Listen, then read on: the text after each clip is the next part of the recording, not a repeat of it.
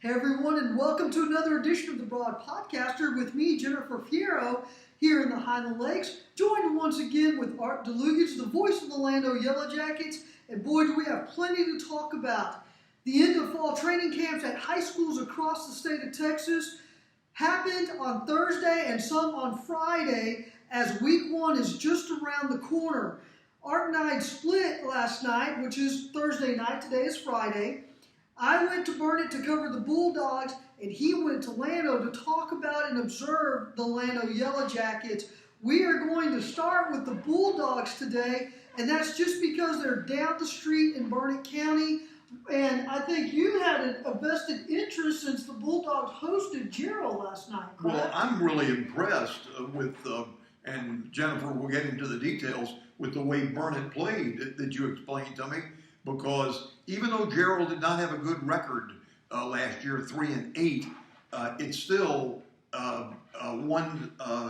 came into this year looking like they had a real good quarterback back, and Jennifer will talk about him, not totally positive in a moment or two. So anyway, they're a bigger school than Llano. Llano opens at Jarrell next Friday night, August 26th. So that's the long story of why I was interested. And then Burnet is Llano's second opponent. Mm-hmm. So I don't know whether any Llano coaches scouted. They don't do that too much anymore. But since you can get 2 for 1 there, I would think maybe someone was sent to watch that scrimmage. All right, talk about Burnet and how well they performed. And it was a good one for them. Yeah, 7 touchdowns.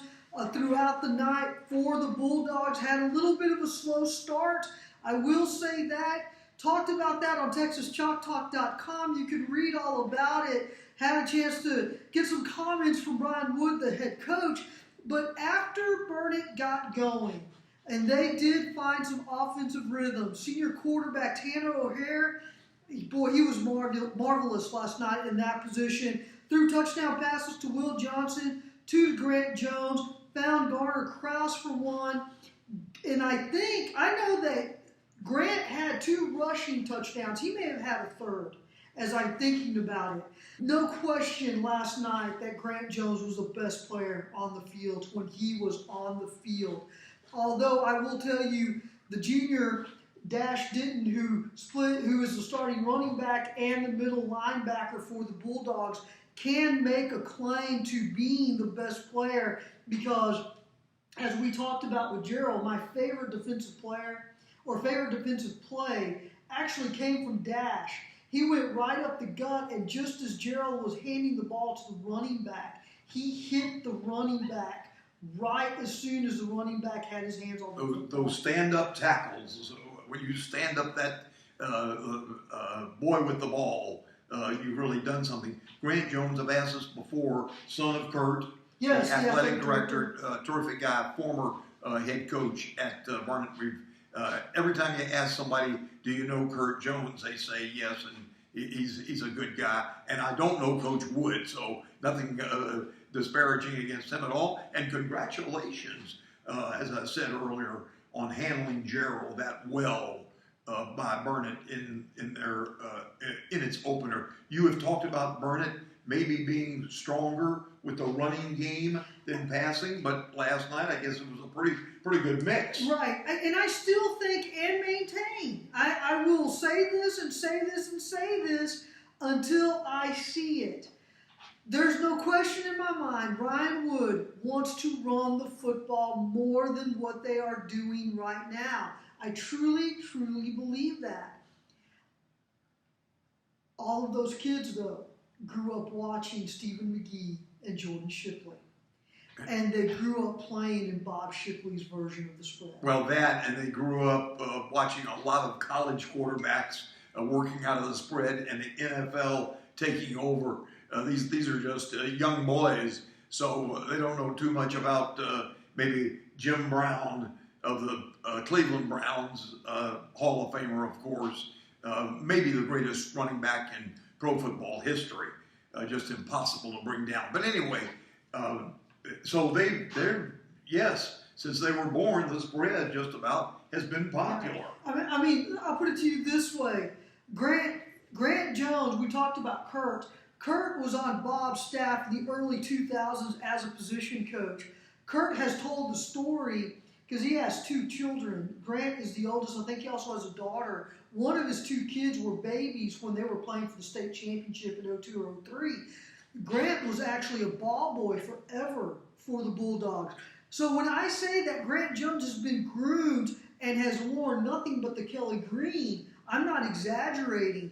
He was a fantastic receiver last night. He was out on the island. He also played safety for the Bulldogs last night, had some tremendous tackles, had some closing speed from the safety position to the line of scrimmage, just made some great plays. You know, you had mentioned about wanting to name some names. So we talked about Dash, talked about Grant. Garner Krause had a great touchdown catch last night. So did Will Johnson. Braden Elliott Clark had a tremendous interception right on the sideline in the live portion against Jarrell that Tanner O'Hare turned into a touchdown a couple of plays later. Gilbert Valdez did really well at his quarterback spot last night. Jose Rodriguez also lined up at running back and had some tremendous yardage for the Bulldogs. And I do want to make mention, Cameron Stiers, Jonathan Ryder, Jose Lopez, Caleb Maynard, Tyson Trim. Those are the offensive linemen, and they just did a fantastic job on pass protection and on run blocking. When you score 7 or 8 touchdowns, I'll guarantee the offensive line deserves kudos, and I'll be doing that for Llano in a moment.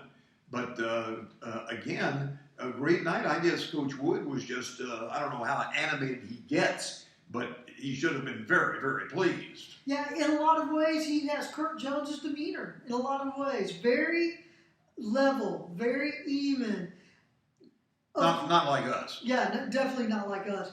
But I will say with Coach Wood, as proud and pleased as he was to see his team play at such a high level, he did point out that there are some things they can do so much better. Grant, by far, in my opinion, was the best player on the field. But Wood even said, well, go ahead. Grant is still trying to figure out he's still trying to get stuff figured out. His route running's gotten better. And you got to understand, Grant has been groomed to be the quarterback forever. He is the backup quarterback for the Bulldogs this year. So last year, he began learning the wide receiver position and the safety position. But he is the backup right now. Well, I've never been a coach. I've never been a player, okay? The late Howard Cosell said, I never played the game. And that could be the title of my next book or first book. But, you know, this idea of saying there are still things we have to work on, that's a fine line, because you really got to congratulate the boys and show how pleased you are and impressed, or they'll go away thinking, gee, what does he want? You know, we beat them 7-0 or 8-0. Did Jarrell score at all? Jarrell scored twice in the live quarter, shut out in the controlled portion of the scrimmage. Okay. And this live that Jennifer's talking about, they have a control scrimmage, as she said. In other words, the team gets 15 plays or so, no matter what they do, offense, and then the other team gets offense.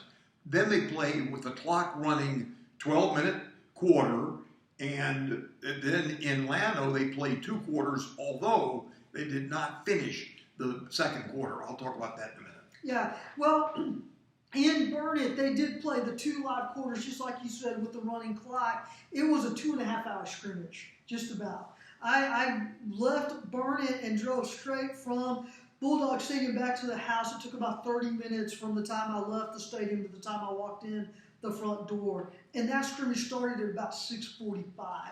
So maybe it was closer to 2 hours and 15 minutes. Tell me this, who does Burnet open with? Burnet opens with Lavernia, 7:30, August 26th at home. And that will be a very interesting matchup for the Bulldogs, because here's what I don't know. How much of what they showed last night was vanilla, and how much were things that they are trying to save. Like, I can guarantee you, Brian Herman of the Marble Falls Mustangs, which the Mustangs will be playing at Bible Stadium Friday night, last scrimmage, Leander. That time was moved to 7:15 tonight. Brian will tell you privately that they go vanilla. There are certain things that he wants to look at because he wants to see specific players in specific roles.